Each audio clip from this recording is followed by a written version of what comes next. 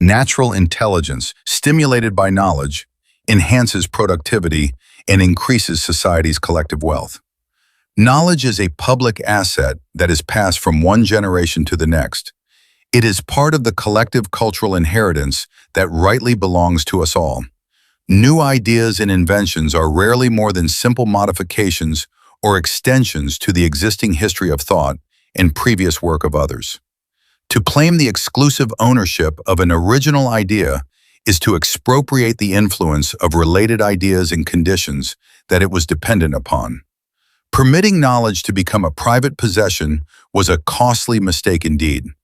Education is a social investment, not a social cost.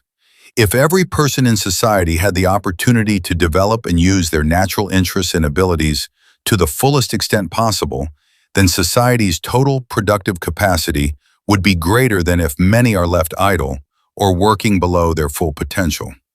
Our human and natural resources are the true source of society's collective wealth. If we squander either, we collectively forfeit productivity and potential wealth. If education increases wealth, it only makes sense to monetize that wealth as it is being created and pay students a normal income while they are developing their full potential. Learning is hard work, and students deserve to be rewarded accordingly.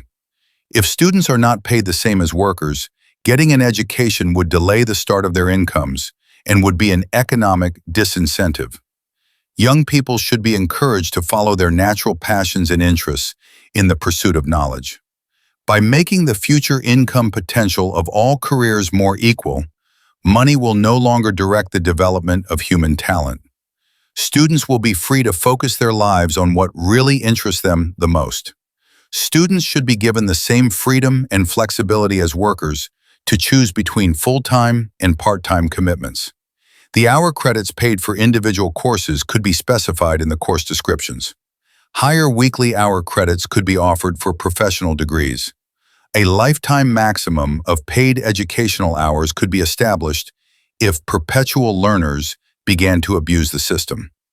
In 2024, about 1.76 million Canadians were enrolled in university or college. If for 30 weeks of the year, full-time students studied 40 hours per week and part-time students studied 24 hours per week, total paid education hours would be just over 1.9 billion.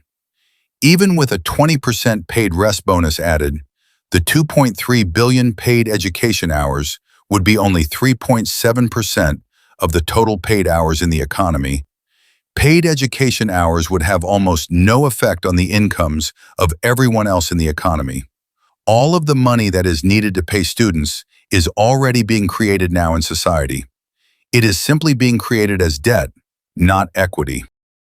No more money than is currently circulating would be required to free our children from a future of debt slavery.